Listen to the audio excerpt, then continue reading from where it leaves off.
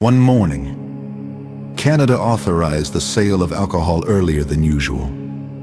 The reason was neither an emergency nor an essential need, but a gold medal match at the Olympic Games. At first, the decision was perceived as harmless, festive, practical, and it was precisely this banality that made me pause. Not because the measure was shocking, but because it sparked almost no reflection at all.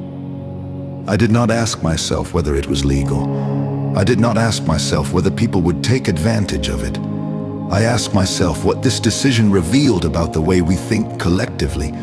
Allowing alcohol sales earlier for a sporting event is not simply a scheduling adjustment.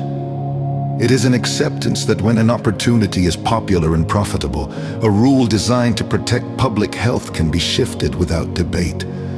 The norm becomes flexible, not because it is wrong, but because it becomes momentarily inconvenient. That moment forced me to broaden the reflection, not only about the decision itself, but about the kind of society that considers it normal. That is where history comes into play. Canada, like the United States, is a society born from colonization by France and the United Kingdom.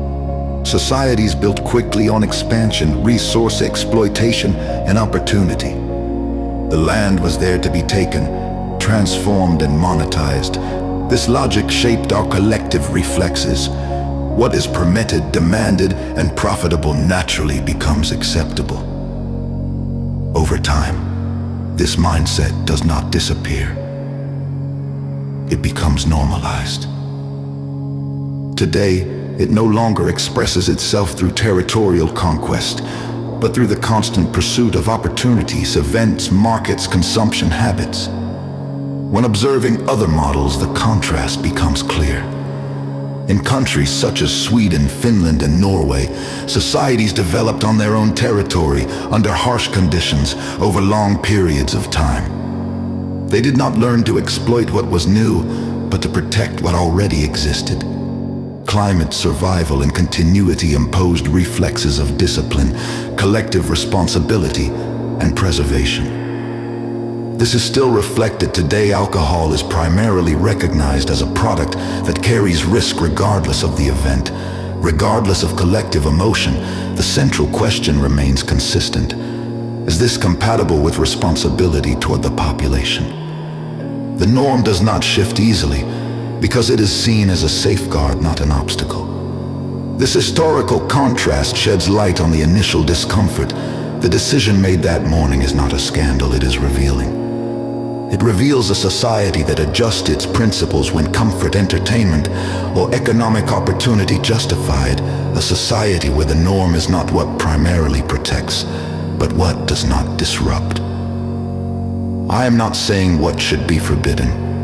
I am not saying that this decision is morally condemnable. I am saying it shows how easily a line can be moved when everyone benefits from it. Because real progress is not measured by the number of permissions granted, but by the ability to uphold principles even when they become unpopular, and when a norm can be modified without reflection as soon as an opportunity arises. It is no longer a principle. It is a variable. It was from that precise moment, that morning, that I began to reflect, not on what is allowed, but on what our history has taught us to consider normal.